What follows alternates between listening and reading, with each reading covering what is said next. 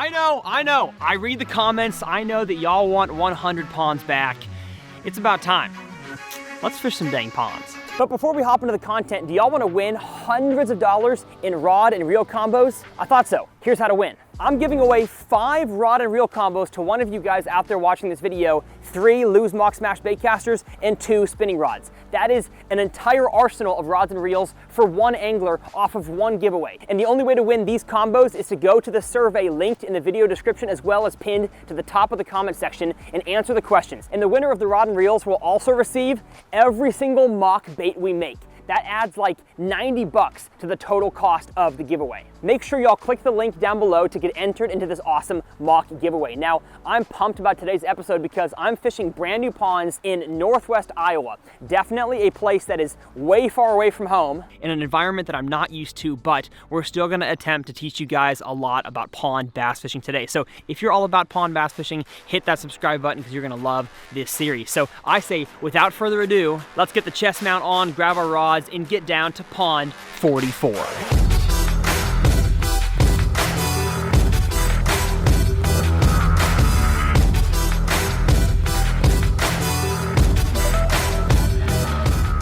So as we work our way down here to pond 44, we are in what y'all saw from the drone shot to be is it called the sand pit? Water clarity.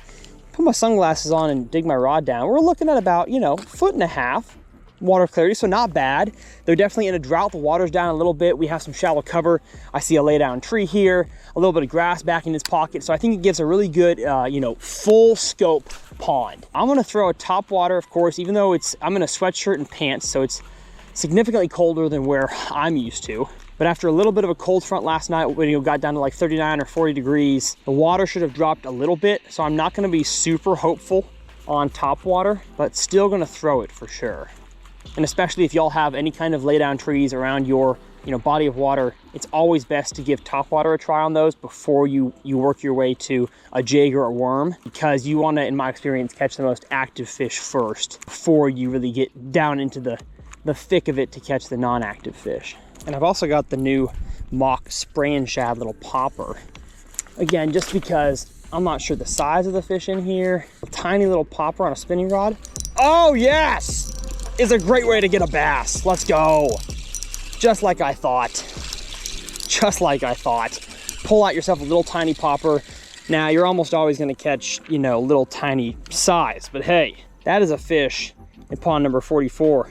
In Iowa, baby. That right there is my first Hawkeye bass. How about that?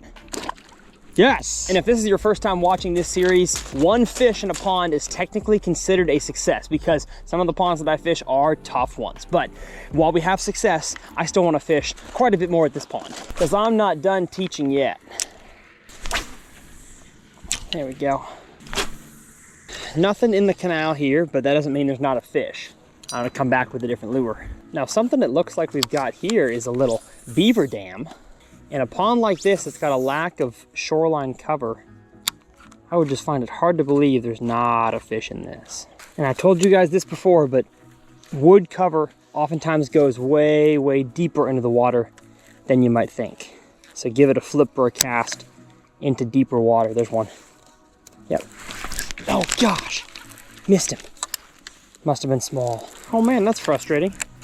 Really thought that I would catch one. I think the cold night might have cooled the water a little bit because I'm not seeing a whole lot of activity. Okay, the more I throw top water, the more I just want to throw a thunder cricket. So we're gonna do that. There we go. All right, so they might be a little bit more shallow than I had thought. That is 2 bites now. Again, 2 small ones, but 2 bites within like, a 1.5 foot to 2 feet of water. I made a cast to the outside of a grass patch, nothing. Then on the inside of a grass patch, I got one. So maybe they're a little bit more shallow than I thought. Or maybe the small ones are shallow. And after a few of those, I'm gonna want me old big. So of course I left the top water because the sun is popping out. We're basically just gonna run down this entire south bank here with the vibrating jig and the normal jig, attempting to get us a bigger than average fish, because those first 2 ain't gonna cut it. Might not be possible in northern Iowa, but we're gonna try.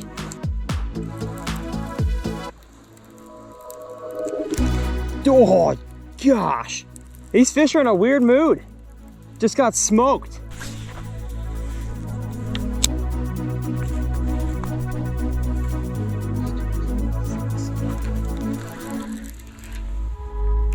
Was that a fish?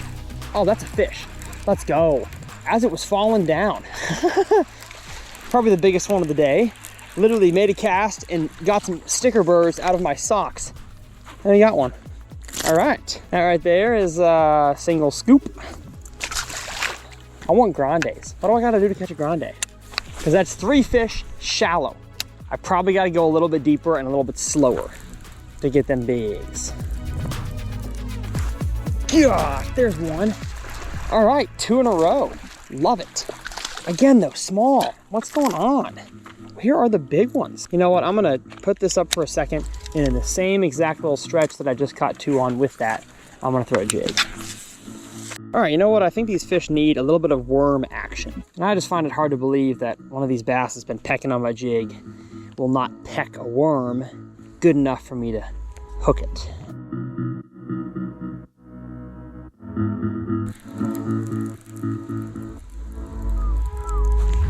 Yeah, there's one. That one hit it real hard. But again, not the size that we're looking for. Well, what I think we have here is a classic case of not enough forage for the bass population. So what that gives you is a lot of cookie cutter sized bass with a few big ones sprinkled throughout, but they are few and far between. So we're gonna pack up our rods and reels, hit the road, and see you guys at Pond 45.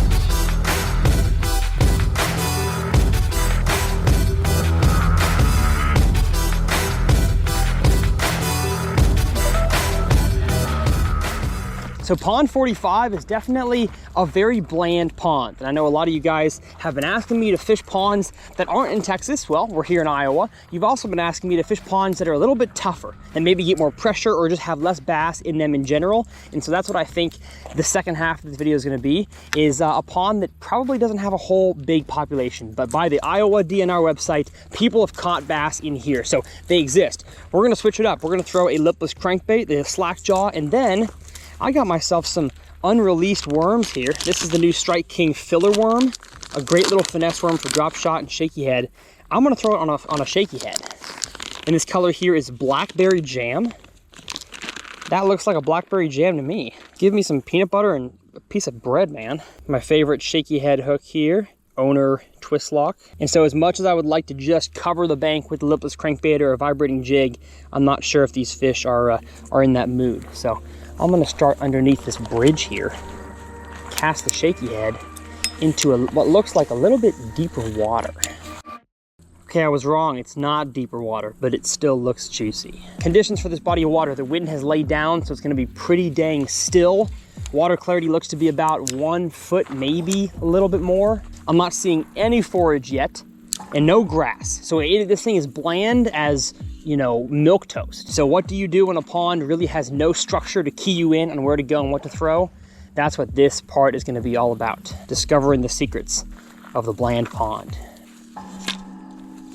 What the heck? My worm's not even exposed. Ooh, man, it is sticky in there. Can't quite reach it. I don't feel like falling in. Oh, let's go, baby. Lame. I gotta bring up a new leader if I break this off. Dang it. Now I'm pissed. Dang it. Y'all's ponds are extra sticky. Fish just moved. All right. Positives, people. Think on the bright side. Yeah, it's possible the drought does force these fish to not know where to go. Gosh, it's so shallow. Just bumping them. I swear. Nope. Adios. Wish I never knew you. And this is not the time of the year where they should just be sitting still. They should be feeding more. I think at this point, y'all, I've just got to go slow. Let's go, baby. Let's get a fish. My confidence level is down here. My determination level up here. What was that? Oh, no way. No, what? Yes! Oh my goodness. Oh, what a stinking relief that is to get a fish on the red eye shad. Man, what a day saver right there. Oh, you have no clue how much you mean, my friend. Oh, that fish came in about 4 inches of water right as I finish my cast. Can't believe that. See, I know there's bass in here, and that one doesn't really tell me much, but it tells me they're willing to bite something moving. He had it barely even ate it at all, just a tiny little nibble. But that is a success, folks. S-U-K-K-E-Z, success. And I can't tell you how good that feels. Oh, finally catch one, my goodness. Oh, there's one. Oh, baby, get over here, yes. Stinking gangbusters. What a treat. Little single scoop, what a treat. Let's just get ourselves a bomb back this way for our last cast. All right, so a few more things I want to say before we finish this video. First off, today was a grinder. Y'all saw that, but a few things that I learned from, the fish and the fishing, and also Ethan, the subscriber that I was with this whole day. The first of which is being, I got to be more grateful for the fact that I just get to go fishing for a living, and I think that I really learned that today, that I was spoiled all spring, catching 14 and 10 pounders in Texas, and then going up north to Michigan for giant smallmouth, and I really haven't had many grinders of days, but I understand that for a lot of people around the country that don't live in a bass fishing paradise like I do, that this is kind of like your everyday thing. But for a lot of you guys, where you live is where you live, and you have to make the most of those opportunities. And so I was proud of myself today for challenging myself to fish ponds that are not that juicy. They don't have that many fish in them.